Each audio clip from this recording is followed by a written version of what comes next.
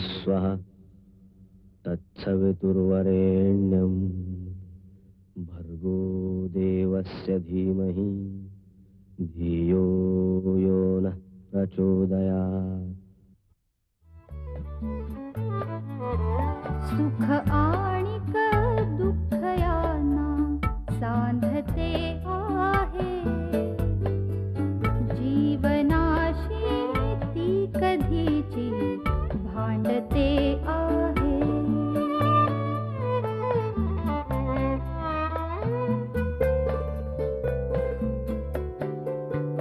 दोन डोळ्यांनी मुक्याने बोलताना ती वेगळे काहीतरी बघ सांगते आहे.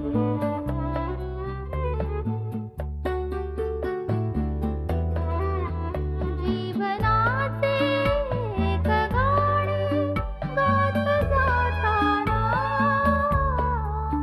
वेगळीशी चाल त्याची बांधते आहे. जीवनासाठी जणू ही अकस्मिता सुखाणिक दुःख वेडी अवंतिका.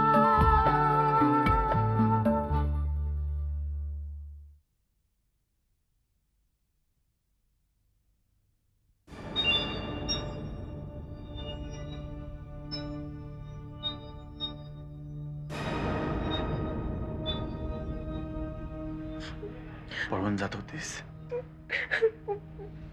प्लीज प्लीज मला जाऊ दे. प्लीज प्लीज मी पाया पडते तुझ्या, मला जाऊ दे. Ajit, let me go. I am sorry Aditi, माझा निर्णय पक्का आहे. तुला हे अबॉर्शन करावं लागेल. Please sorry.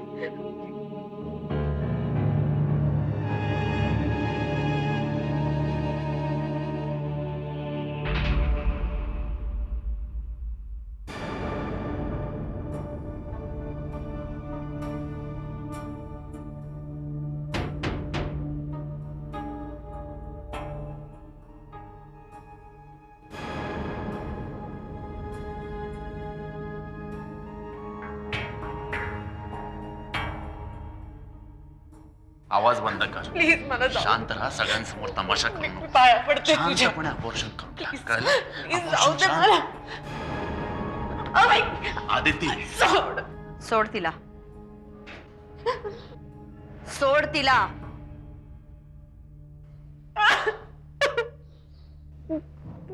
रडू नकोस. रडू नको. हिच्या वडिलांच्या तोंडावर पैसे मारून गुंडांकरवी हिला पळवून आणून हिच्या मनाविरुद्ध हिचं अबॉर्शन करवतोस. लाज नाही वाटत तुला? बघतेस मी कोण हात लावते तिला. अरे नीच माणसा, आधी ती किती प्रेम करते तुझ्यावर आणि तिच्याशी असं वागायला तुला काहीच वाटलं नाही.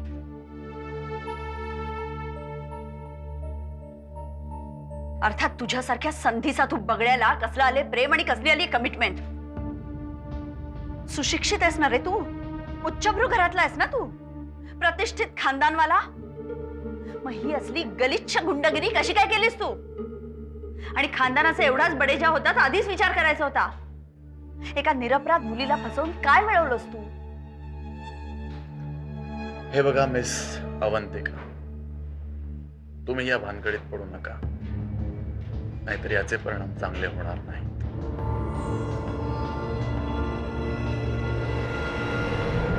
तुला जे काय करायचंय ना ते करच.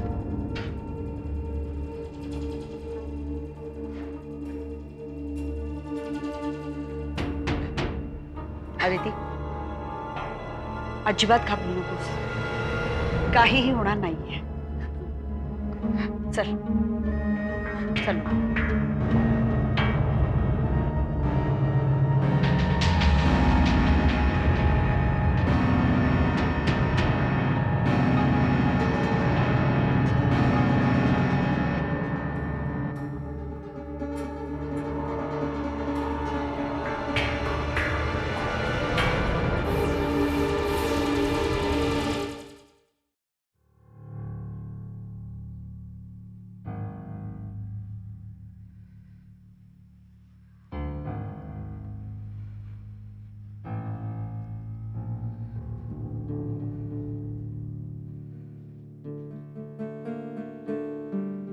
काय ग कुठे होतीस एवढ्या वेळ आणि हे काय ग हॉस्पिटलमध्ये होती ती. हॉस्पिटलमध्ये गवाणकर मॅटर्निटी होम मधून पळवून आणलंय मी तिला. अगं पण तिथून पळून आलीस तू? वेळेवर पोहोचले नसते तर तिचा काय झाला असतो कुणास ठाऊक. हे बघा, तुम्हाला हा भलता कारभार कोणी सांगितलाय? कारभार? अहो मुलगी आहे ना ती तुमची. पोटच्या पोरीला एखादा गुंड मवाली येऊन जबरदस्तीने हॉस्पिटलमध्ये घेऊन जातो याचं तुम्हाला काहीच वाटत नाही? हे बघा, बाहेरच्या लोकांनी आमच्या घरच्या भानगडीत पडण्याची काही एक गरज नाही. वडिलात ना तुम्ही तिचे. पैशासाठी पोटच्या पोरीचा बळी देताय. पोटची पोर? अहो मुलगी म्हणायची लाज वाटती असे उद्योग आहेत तिचे. आणि तुमच्या मुलाचं काय? त्याने कोणतं मैदान मारलंय म्हणून त्याच्यासाठी तुम्ही आधी तिचा बळी द्यायला निघालात? हे बघा, ज्या दिवशी तिनं हा पराक्रम केला त्या दिवसापासून ती आम्हाला मेली. ठीक आहे,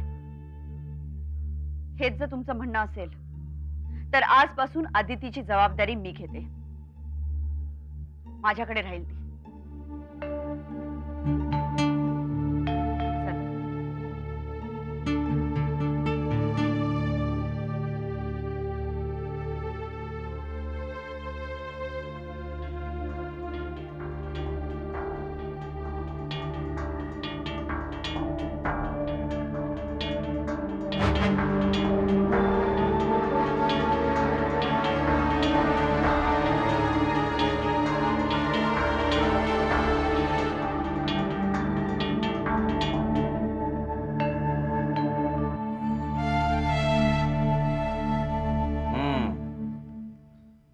या आदिती प्रकरणामध्ये अवंतिकाने चांगलाच इंटरेस्ट घेतलेला दिसतोय. काय नाही बाबा, तिची मैत्रीण आहे ना आदिती, म्हणून हे सगळं करते. नाही तसं नाही सलील, मैत्रिणी म्हणून नाही, कोणीही असतं तरी अवंतिकाने तेवढाच इंटरेस्ट घेतला असता बघ. समाजसेवेची जबाबदारी घेतलीये ना बाईनी. हो. काय ना, दिवसेंदिवस तिचा स्वभाव सुद्धा तसाच बनत चाललाय. पण आमच्या सिरियल मध्ये सुद्धा हीच स्टोरी हँडल केली जाते. ए हो, मी 1-2 एपिसोड पाहिलेत. ती काहीतरी DNA टेस्टचा चॅलेंज देते ना हिरोईन त्या हिरोला. हो, पण पुढे जाऊन तो त्याची जबाबदारी पण घेतो. हो ना, त्याच्या बहिणीचा रोल मीच करते ना. काय का नाव काय त्याचं? समीर. ए मला आवडतो हा तो नट, मी पाहिलेत त्याचे 1-2 एपिसोड. हो ना, खरंच खूप चांगला आहे तो. काय हँडसम आहे माहितीये बाबा, त्याच्यावर काम करायला सॉलिड मजा येते. ए खरंच हा हिंदी पण 1-2 सिरियल्स करतोय ना? ती हिंदी सिरियल त्याच्याच नावाने चालतीये. पण बाबा खरं सांगू का, एवढा मोठा झालाय तो, पण बिलकुल गर्व नाहीये त्याला. खूप छान वागतो सगळ्यांची. अगं बाई, पडद्यावरचं खोटं वागणं आणि वास्तवातलं वागणं याच्यात फरक असतो. पडद्यावरचा आदर्श बाहेर असतोच असं नाही. हो आई, हाच तर फरक आहे समीर मध्ये आणि इतर आर्टिस्ट मध्ये. सलील तुला खरं सांगू का, प्रत्यक्षात इतका छान वागतो तो. आई, आत्ताच्या औषधांचं काय झालं? मिळालंय त्यांना, मी भेटून आले ना त्यांना. अरे त्यांना अवंतिकाकडे जायचंय, जरा घेऊन जाशील त्यांना? जाईन घेऊन. चल, मी पडतो आत. मला काय करायचं.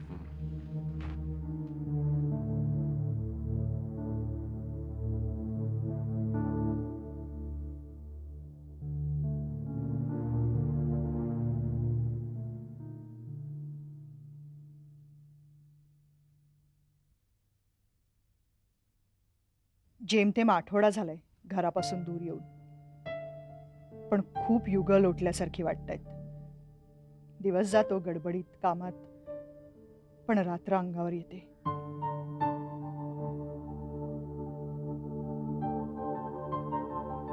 वाटलं होतं अनिश पासून दूर आले की बोथट होतील त्याच्याबद्दलच्या भावना, पण तसं नाही झालं. उलट सगळ्या आठवणी अशा मधमाशांच्या उठलेल्या मोहळासारख्या डसत राहतात रात्रभर. काय करू मी?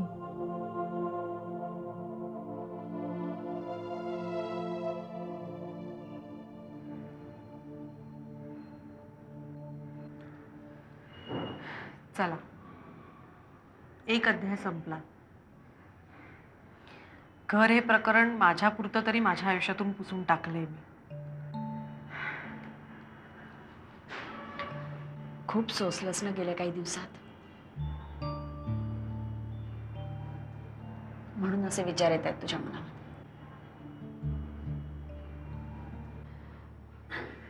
पण तुला खरं सांगू, इतकं वाईट नसतं अगं जग. आणि इतकं कडवट होऊनही चालत नाही माणसाला. नाहीतर जगावरचा आणि स्वतःवरचा विश्वासच उडून जातो. विश्वास तर उडालाच आहे माझा, चांगुलपणावरचा. ज्या घराच्या सुखासाठी इतकी वर्ष झटत होते, त्याच्या भिंती किती पोकळ आहेत हे आज लक्षात आलंय माझ्या. ज्यांना मी माझी माणसं मानत होते, त्यांचे खरे चेहरे दिसलेत मला. ज्याच्याबरोबर आयुष्य काढायला तयार होते, ज्याच्याशी मनाने शरीराने एकरूप झाले होते, त्याचं हिडीच रूप दिसलंय आज मला.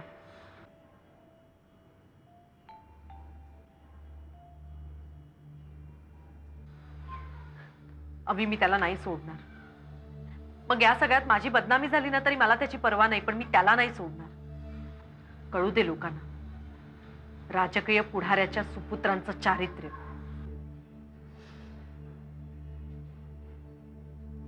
R you serious? येस. आधी मी याबद्दल फक्त विचार करत होते, पण आता मी पक्क ठरवलंय. होऊ दे जगजाहीर याची कीर्ती. निदान आणखी 4 फशी पडणाऱ्या पोरी तरी वाचतील. पण अवी, त्यांनी हे मूल त्याचं नाहीच आहे असं म्हटलं तर? माझ्या नुसत्या बोलण्यावर कोण विश्वास ठेवणार आहे? तो माझ्या हातातून निसटून जाईल. अवी, असा एकही उपाय नाहीये की त्याला पळवाटच राहणार नाही? आहे ना, DNA टेस्ट. तू काळजी करू नकोस.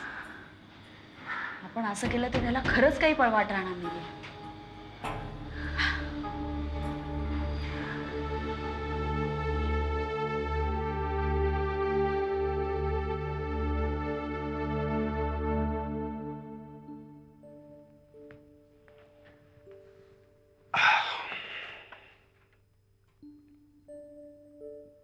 गुड इव्हनिंग मामा. आलाच वाटतं, पण उशीर झाला. हा हा, जरा शॉपिंगसाठी गेलो होतो. शॉपिंग? आणि तुम्ही काय आणलं? काय नाही, आर्याला भेटायला जायचं उद्या. काही खाऊ आणि काही खेळणी, असंच काहीतरी. उद्याच जाताय? हो हो, उद्या सकाळी लवकर जायचं म्हणतोय. तिकडे लवकर पोहोचलं की मग आर्याला मला जास्त वेळ देता येईल ना. बरेच दिवस तुमच्याशी काहीतरी बोलीन म्हणतोय. नाही, जाऊ दे. काय, बोला ना मामा.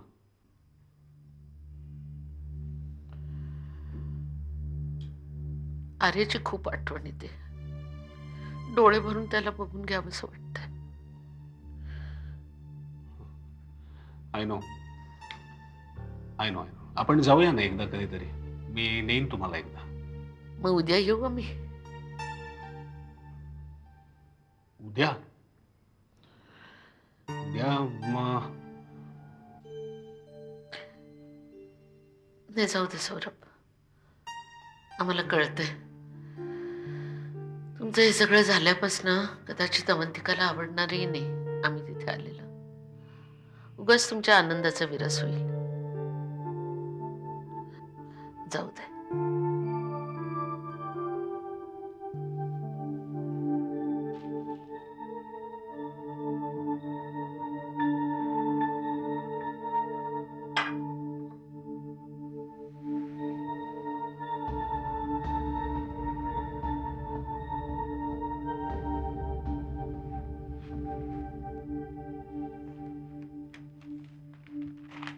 मामा, आर्याला भेटायचंय. जाऊया उद्या. उद्या यायचं आम्ही. लवकर उठायला लागेल. लवकर निघायचं आपल्याला. हो, उठू आम्ही, उठू. Thank you so much. ओके.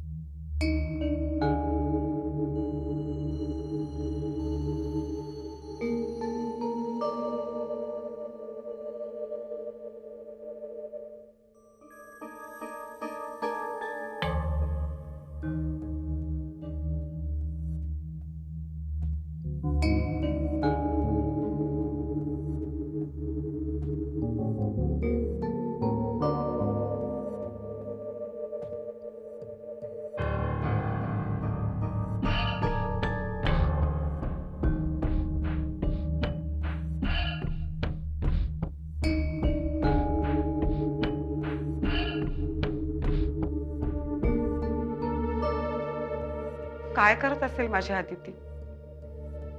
कुठे असेल? कशी असेल बिचारी?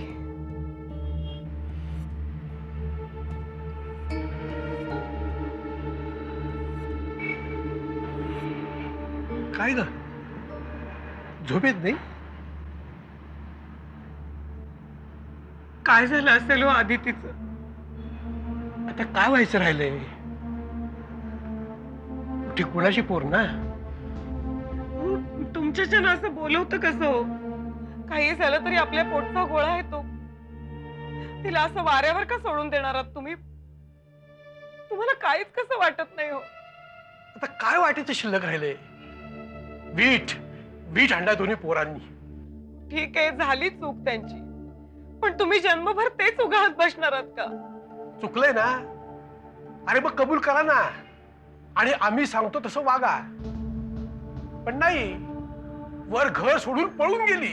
अहो पळून कुठली, घाबरून गेलीये तुम्हाला. पोरीचा जीव ताऱ्यावर नव्हता. प्रत्यक्ष जन्मदाता आई बापच तिला सैतानाच्या तावडीत द्यायला निघालेत. काय करेल बिचारी? अगं वैरी आहे का मी तिचा? का तिचा जीव गेला होतो? अगं तडजोड होती का ती? आणि या सगळ्याला जबाबदार कोण? तीच ना जबाबदार. भानगडी आपण करायच्या आणि खापर आमच्या लोकांवर फोडायचं आणि आमची झोप उडवायची.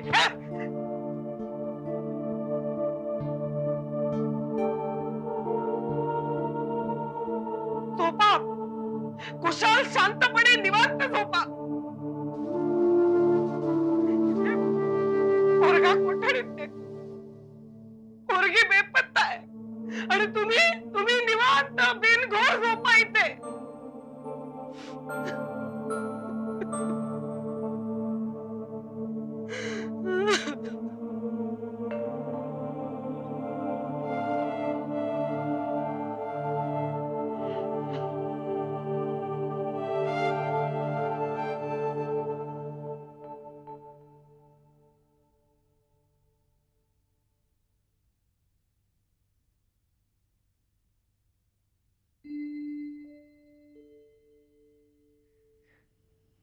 हे सगळं माझ्याच बाबतीत का घडतं? घरच्या वातावरणातून जरा रिलीफ मिळावा म्हणून अजितशी मोकळेपणाने मैत्री केली, तर त्यांनी कधी प्रेमच नाही केलं माझ्यावर.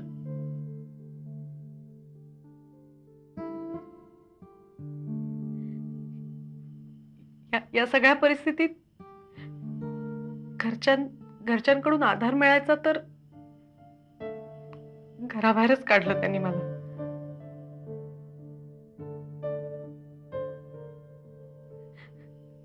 काय करू मी?